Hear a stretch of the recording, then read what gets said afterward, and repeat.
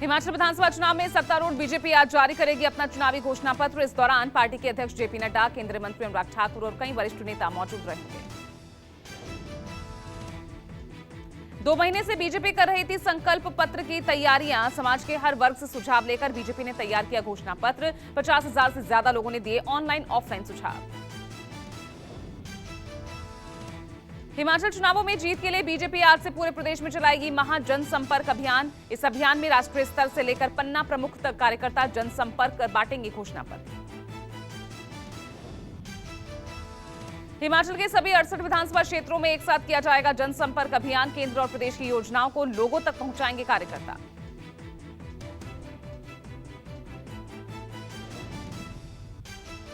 हिमाचल चुनाव में कांग्रेस ने शनिवार को जारी किया था घोषणा पत्र। कांग्रेस के घोषणा पत्र में कुल 10 मुद्दों पर बात। सबसे पहले नंबर पर पुरानी पेंशन नीति बहाल करने की बात कही। कांग्रेस के घोषणा पत्र में 5 लाख रोजगार, महिला पेंशन, मुफ्त बिजली जैसे मुद्दों के साथ प्रदेश में नई पर्यटन नीति लागू करने की बात कही।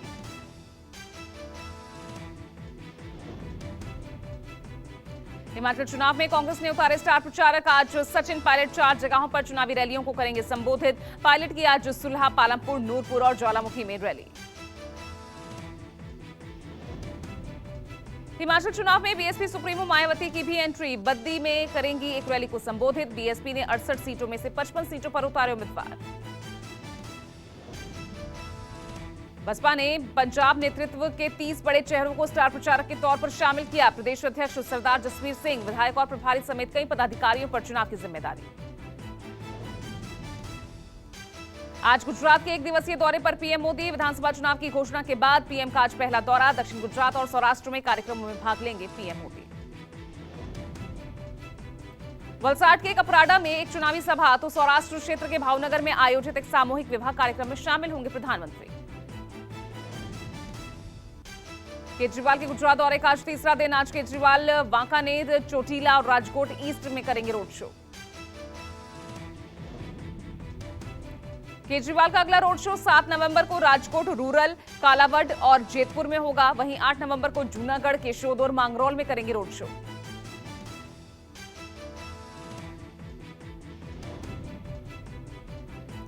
देश के 6 राज्यों की 7 विधानसभा सीटों पर गुरुवार को है उपचुनाव के बाद आज फैसले का दिन। कुछ देर में शुरू होगी काउंटिंग। यूपी की गोला गोकर्णनाथ, बिहार के मोकामा और गोपालगंज, महाराष्ट्र की अंधेरी ईस्ट, तेलंगाना की मुनुगोडे, ओडिशा की धामनगर और हरियाणा की आदमपुर विधानसभा सीट पर हुई थी वोटिंग। इनमें से 6 सीटों पर विधायकों के निधन की वजह से हुआ था चुनाव, जबकि तेलंगाना में कांग्रेस विधायक के बीजेपी में चले जाने से आई थी दोबारा चुनाव की नौबत। दिल्ली एनसीआर में बढ़ते प्रदूषण के चलते लोगों को हो रही परेशानी। शनिवार को सीपीसीबी ने डेटा जारी किया, जिसके मुताबिक दिल्ली के आनंद विहार में AQI लेवल 413 पर रहा।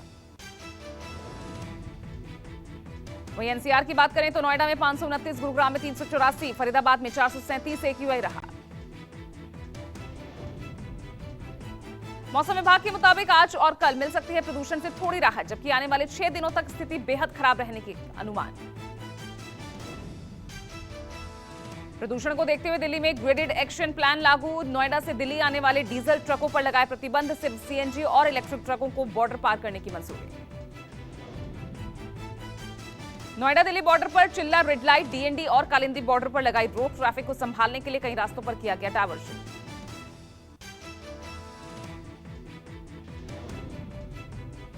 सीबीआई की टीम ने आसनसोल जेल में टीएमसी विधायक अनुव्रत मंडल से पूछताछ की। वहीं अब ईडी टीएमसी एमएलए की पत्नी से पूछताछ करेगी। अनुव्रत मंडल ने किया था 1 करोड़ की लॉटरी जीतने का दावा। लॉटरी दुकानदार से टिकट खरीदने की बात भी कही थी, लेकिन दुकानदार ने किया अनुव्रत के दावों से इनकार। ईडब्ल्यूएस को 10% आरक्षण पर सोमवार को सुप्रीम कोर्ट सुनाएगा फैसला। सीजेआई जस्टिस ललित और जस्टिस एस रविंद्र भट्ट सुनाएंगे आरक्षण के मुद्दे पर फैसला।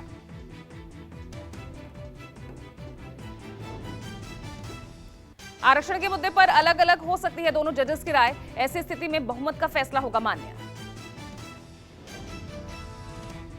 सीएम नीतीश कुमार ने इंडियन बिल्डिंग्स कांग्रेस की 101वीं गवर्निंग काउंसिल मीट का उद्घाटन किया। तेजस्वी यादव ने कहा, विशेष दर्जा दिए जाने पर बिहार सिर्फ 2 साल में टॉप 5 राज्यों में होगा शामिल।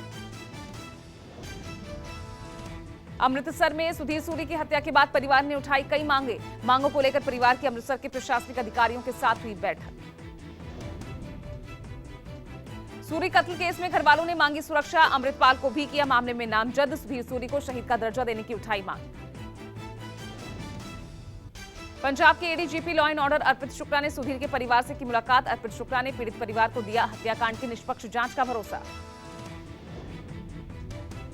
सुधीर सूरी की हत्या के बाद एक और हिंदू संगठन के नेता को जान से मारने की धमकी मिली है। शिवसेना हिंद के पंजाब प्रधान और राष्ट्रीय अध्यक्ष निशांत शर्मा को विदेशी नंबरों से कॉल और एसएमएस पर मिली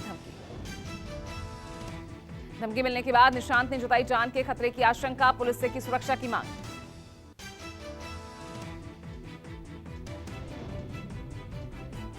विधानसभा चुनाव घोषित होते ही सूरत में कपड़ा कारोबारियों ने चुनावी मटेरियल का स्टॉक कर लिया है। सूरत में व्यापारियों ने लाखों मीटर कपड़े से बनाए पार्टियों के झंडे और बैनर। चुनाव में पार्टियों की प्रचार सामग्री से कारोबारियों को मुनाफा, चुनावी सरगर्मी के चलते अच्छे कारोबार से खुश हुए सूरत के व्यापारी। विश्व विख्यात ऐतिहासिक सोनपुर मेले का आयोजन, बिहार के उप मुख्यमंत्री तेजस्वी यादव आज करेंगे मेले का उद्घाटन।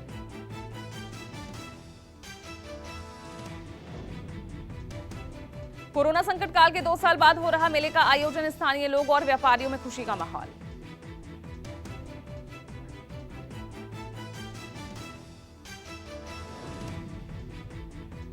नोएडा में निर्माणाधीन मकान में मिट्टी का ढेर गिरने से एक 7 साल की मासूम की मौत। इस मामले में सेक्टर 20 कोतवाली पुलिस ने 2 लोगों को किया गिरफ्तार। पुलिस ने मकान का मालिक राजेश अरोड़ा और ठेकेदार जयराम के खिलाफ लापरवाही का आरोप लगाते हुए दोनों को गिरफ्तार किया।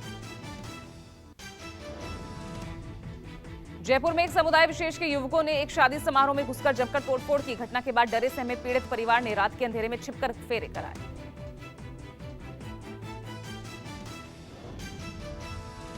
आरोप है कि शनिवार रात लाठी डंडों के साथ कुछ लड़के शादी समारोह में घुस गए और उन्होंने मेहमानों से मारपीट की। पूरी वारदात सीसीटीवी में कैद हुई।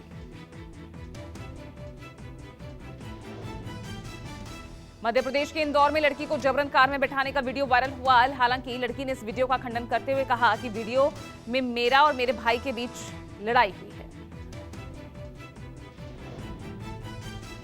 हालांकि लड़की ने वीडियो वायरल करने वाले अज्ञात युवक के खिलाफ मामला दर्ज करवाया है। फिलहाल पुलिस तलाश में जुट गई है। भारत पाकिस्तान एलओसी पर एक गांव में खुदाई के दौरान पाकिस्तान मोर्टार शेल मिला, जिससे खेतों में काम कर रहे लोग काफी डर गए। मोर्टार शेल को विस्फोट कर नष्ट कर दिया गया। यूपी के जौनपुर में रास्ते के विवाद को लेकर 2 पक्षों में जमकर मारपीट हुई। मौके पर पहुंची पुलिस ने मामले की जांच शुरू की।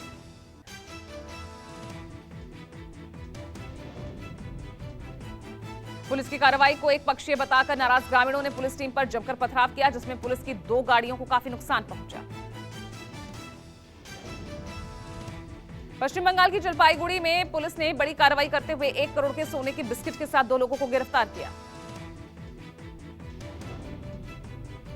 पुलिस ने गिरफ्तार लोगों के पास से सोने के 14 बिस्किट जब्त किए, जिनकी कीमत करीब 1 करोड़ रुपए बताई जा रही है। पुलिस फिलहाल दोनों से ही पूछताछ कर रही है। लखनऊ के गोसाईगंज में सर्राफा व्यापारी को लूटने आए बदमाशों को व्यापारी ने ऐसा सबक सिखाया कि बदमाशों को बंदूक छोड़कर भागना पड़ा।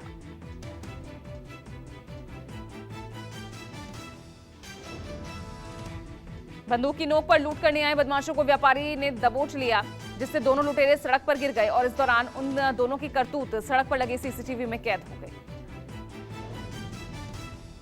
और सीसीटीवी में बदमाशों की करतूत के साथ साथ उनकी शक्ल भी कैद हो गई। पुलिस का दावा है कि जल्द ही दोनों को गिरफ्तार कर लिया जाएगा। बिहार के गया से सनसनीखेज वारदात सामने आई, जहां एक गांव ने महिला को जादू टोने के शक में पीट कर मार डाला। गांव के लोगों ने शक की बिना पर पहले महिला के घर में घुसकर उसके साथ पिटाई की और फिर उसे जिंदा आग के हवाले कर दिया।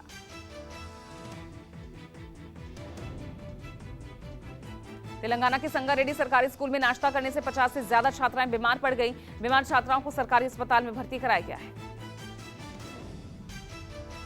बताया जा रहा है कि बच्चों को खाने में मुरमुरे दिए गए थे, जिनमें कीड़े थे। मुरमुरे खाने से छात्राओं के पेट में दर्द की शिकायत हुई और कुछ को उल्टियां भी लगी।